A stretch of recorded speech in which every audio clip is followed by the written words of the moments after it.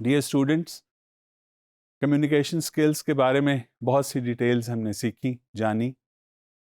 अभी इस वक्त जो हमारा टॉपिक है वो कम्युनिकेशन स्किल्स की इम्पॉर्टेंस फ्रीलांसर के लिए क्या है, इसके बारे में हम बात करेंगे।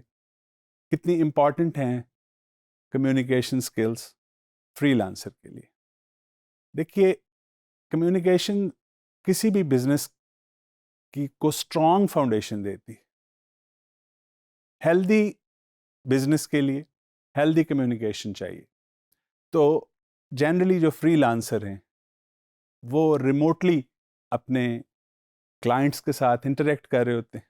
तो जितनी कम्युनिकेशन आपकी और आपके क्लाइंट की, फ्रीलांसर की और उसके क्लाइंट की अच्छी होगी, उतना ही आपके प्रोजेक्ट्स में इम्प्रूवमेंट आएगी और उतना ही आप बेहतर परफॉर्म कर सकेंगे। कुछ मिस्टेक्स थी कम्युनिकेशन की जो हमने लेसन 138 के अंदर आपके साथ डिस्कस की थी, ओवरऑल कम्युनिकेशन। उस वीडियो को आप, उस पोर्शन को आपने दोबारा देखना है और उन चीज़ों को अवॉइड करना है। इसके अलावा फ्रीलांसर के लिए कम्युनिकेशन स्किल्स क्यों इम्पॉर्टेंट हैं या उनकी इम्पॉर्टेंस किस लिए बहुत ज़रूरी है उसको जानना, इसके बारे में हम अभी बात करेंगे।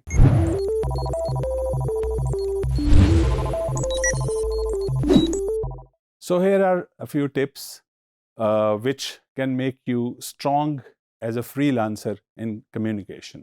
सबसे पहली बात यह है कि जब आपके इनबॉक्स में आपका क्लाइंट आपसे कांटेक्ट करता है तो उस वक्त वो चैटिंग में भी हो सकता है, वो वीडियो भी हो सकता है, वीडियो मोड के थ्रू भी आपसे इंटरेक्ट कर सकता है, और ये तभी होता है जब आपको प्रोजेक्ट मिल चुका हो। Then listen to your client very attentively, तवज्जो के साथ उसकी पूरी बातें नोट कीजिए। ये क्यों इम्पॉर्टेंट है? इसलिए इम्पॉर्टेंट है कि जो भी वो आपसे तवक्को रखता है उसके मुताबिक आपको रिस्पॉन्ड करना होता है, लिहाजा पूरी तवज्जो के साथ सुनना बड़ा इम्पॉर्टेंट है। देन जब आपके साथ उसका इंटरेक्शन शुरू हो गया एक दफ़ा, तो फिर जनरली उसके पास दो किस्म की चीज़ें हैं जो वो आपसे पूछ सकता है। एक तो आपके, जो उसने आपको प्रोजेक्ट दिया उससे रिलेटेड डिटेल्स हो सकती हैं, और दूसरी कि आपने इससे पहले कोई काम किया हुआ है, उसके कोई सैंपल वगैरह हैं। तो then be responsive and respond properly, और जो चीज़ उसने आपसे मांगी है उसको वो चीज़ प्रोवाइड कीजिए। Next is the correctness of your communication. ये जो स्पेल चेक्स वगैरह हैं ये इंपॉर्टेंट हैं, अच्छे हैं, यूज़फुल हैं, लेकिन तवज्जो के साथ आपको खुद ग्रामर चेक करना है अपने मैसेजेस की, ताकि आपका इंप्रेशन अच्छा रहे। Next comes giving a prompt response to your client. Prompt का मतलब क्या है? क्विक, ठीक है? तो क्विक रिस्पॉन्स होना चाहिए, लेकिन जल्दी बहुत ज़्यादा नहीं करनी चाहिए। उसमें भी थोड़ा पॉज दीजिए, रुकिए, सोचिए और फिर एक कंप्लीट मैसेज कम्युनिकेट कीजिए। प्रॉम्प्ट हो, क्विक हो, लेकिन सोच समझ के हो। ये बहुत इम्पॉर्टेंट फैक्टर है। जब तक आप एक प्रॉपर रिस्पॉन्स नहीं दे पाएंगे, बेशक वो जल्दी हो, उसका कोई फ़ायदा नहीं। जल्दी में हो लेकिन प्रॉपर ना हो, उसका कोई फ़ायदा नहीं। It should be quick, but at the same time it should be correct and complete. Next is that you pause to arrange what you want to say and how. फौरी रिस्पॉन्स दीजिए, लेकिन जाहिर है अगर रिटन फॉर्म में है या वैसे भी है तो नेचुरल है टू टेक अ पॉज। जो पहले बात की गई कि तवज्जो से सुनिए, तो इसी तरह रिस्पॉन्स देने से पहले भी थोड़ा टाइम लीजिए और एक कंप्लीट अच्छा प्रॉपर रिस्पॉन्स दीजिए। Then being honest should be your major goal. Never lie about your qualifications, your experience. अगर आप ईमानदारी के साथ काम करेंगे तो खुदा भी बरकत देगा आपके काम में और आपको खुद भी सेटिस्फेक्शन होगी। आप टॉल क्लेम्स करेंगे जो बेसिकली आपके पास नहीं है। टॉल क्लेम्स कहते हैं बड़े बड़े दावे करना, तो फिर क्लाइंट की एक्सपेक्टेशंस आपसे बहुत ज़्यादा हो जाएंगी और वो कोई, फिर आप उसकी तवक्कुआत पे बड़ी मुश्किल से पूरा उतरेंगे या हो सकता है पूरा ना उतर सके। तो उस सूरत में आपको सुबकी होगी। बेहतर है कि सिर्फ उतना बताएं जितना आपको पता है। इससे अगला पॉइंट है that each point of discussion is important. जब आपकी डिस्कशन चल रही हो अपने प्रोजेक्ट के बारे में अपने क्लाइंट के साथ, तो बहुत सी चीज़ें जो हैं वो आपको पता चलती हैं जो वर्क एग्जीक्यूशन में आपके लिए बड़ी इंपॉर्टेंट हैं कि उनको आप याद रखें।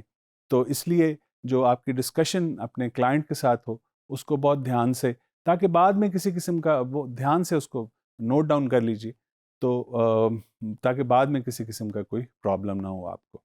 और इसीलिए इम्पॉर्टेंट है that you should keep your notebook and pain in hand and don't just rely on your memory. Memory इंसान की कहते हैं कि एक लेक्चर अगर आप 1 घंटा सुनते हैं ना, तो उसमें से 10 मिनट की बातें भी आपके दिमाग में नहीं रहती, just half an hour after what you have listened. So it is important that you note down. Next is ask relevant questions from your client. It means that whenever the discussion is going on, तो सिर्फ आपके client ने नहीं आपसे पूछना, आपको भी clarity चाहिए। आपने जो डिलीवरेबल देने हैं उनके बारे में आपको सवाल पूछने हैं उनसे, और वो रेलेवेंट होने चाहिए, और वो डिस्कशन के दौरान ही आपने पूछने हैं। ये नहीं है कि आपकी डिस्कशन ओवर हो गई और फिर आप बॉदर कर रहे हैं। लिहाजा फॉर्म प्रॉपर क्वेश्चंस, और उस डिस्कशन के दौरान वो सारे के सारे रेलेवेंट क्वेश्चंस पूछना मत भूलिए। एंड मैंने रेलेवेंट इसलिए कहा, सिर्फ क्वेश्चन नहीं कहा, कि इररेलेवेंट बात करने का फ़ायदा ही कोई नहीं होगा और फ्रूटफुल नहीं होगी। लिहाजा focus on forming relevant and then putting those questions before your client for a better delivery of the product that you are going to provide. Next is हम एक एग्ज़ाम्पल लेते हैं। मिसाल के तौर पर आप एक कंटेंट राइटर हैं, और आपको किस तरह की चीज़ों का ख्याल रखना चाहिए। क्लाइंट आपको बताएगा, बहुत सी इन्फॉर्मेशन खुद से देगा, लेकिन आपने देखना है कि क्या वो सारी चीज़ें जो आपको उसका काम करने के लिए ज़रूरी हैं, क्या वो सारी इन्फॉर्मेशन आपको मिल सकती है। तो एज अ कंटेंट राइटर जो कुछ आपको पता होना चाहिए वो एक बुलेट पॉइंट्स में आपके सामने आ जाता है कि what type of content your client needs. ये तो पहली बात है ना, किस किस्म का कंटेंट उसे चाहिए, कमर्शियल चाहिए या प्राइवेट चाहिए, has it to be used commercially और प्राइवेटली या personally. Then the number of words और required length of the content, कितने अल्फाज होने चाहिए, कितने आप। उसने कहा कि जी मुझे 5 पेजेस का बना के दे दीजिए। 5 पेजेस पे तो बहुत ज़्यादा लफ्ज़ हो सकते हैं ना, या एग्जैक्ट तो नहीं आपको पता। So no, take exact information, कितने आपको नंबर ऑफ वर्ड्स चाहिए मिसाल के तौर पे। और फिर डिलीवरी टाइम और रिविजन्स, डिलीवर कब करना है और आप उसको कितनी रिवीजन प्रोवाइड कर सकते हैं। आप एक प्रोडक्ट देते हैं अपने क्लाइंट को और वो कहता है कि मुझे रिवाइज करके दें, तो रिवीजन्स पे कितना टाइम लेंगे, उसको भी, और कितनी रिवीजन्स आप दे सकते हैं, ये भी पहले से आपको डिसाइड करना है अपने क्लाइंट के साथ। Then remember that you are a Pakistani, don't forget that. आप generally most of the time you will be communicating with people outside Pakistan, और फिर जो आपका इमेज है वही आपकी कंट्री का इमेज बनेगा। अगर आप स्लैक हैं, अगर आप तवज्जो से नहीं कोई काम कर रहे, आपने प्रॉपर डिलीवरेबल्स डिलीवर नहीं किए, आपने डिले किया, तो ये सारी की सारी बुरी चीज़ें जो हैं आपकी कंट्री के ऊपर रिफ्लेक्ट करेंगी, और उसकी रेपुटेशन भी, आपकी पर्सनल रेपुटेशन के अलावा आपके कंट्री की रेपुटेशन भी सफ़र करेगी। Be very careful. And when you are making commitments, remember to fulfill them on time. Commitment without a time limit तो होती नहीं है, लेकिन जो टाइम दें वो सोच समझ के दें। Sometimes ऐसी चीज़ें स्प्रिंग अप कर जाती हैं जो पहले से आपने नहीं सोची होती, तो उनका क्वेश्चन अपने आप को दीजिए। हो सकता है आपको जो आपका क्लाइंट है वो चाहता हो कि बहुत जल्दी काम हो जाए। अगर आपके लिए पॉसिबल है बहुत जल्दी काम करना, अगर आप कर सकते हो, तो फिर मिनिमम जो आप वर्क टाइम अपने लिए रखिए, लेकिन उसमें भी गुंजाइश छोड़िए इतनी कि आप कमिटमेंट से इधर उधर ना हो, कमिटमेंट आपकी पूरी हो। तो डियर स्टूडेंट्स, ये वो पॉइंट्स हैं जिनको एक फ्रीलांसर के लिए अपने दिमाग में रखना बहुत ज़रूरी है, ताकि उसकी कम्युनिकेशन बहुत स्मूथ तरीके से अपने क्लाइंट के साथ हो सके और उसका बिजनेस फ्लरिश करे।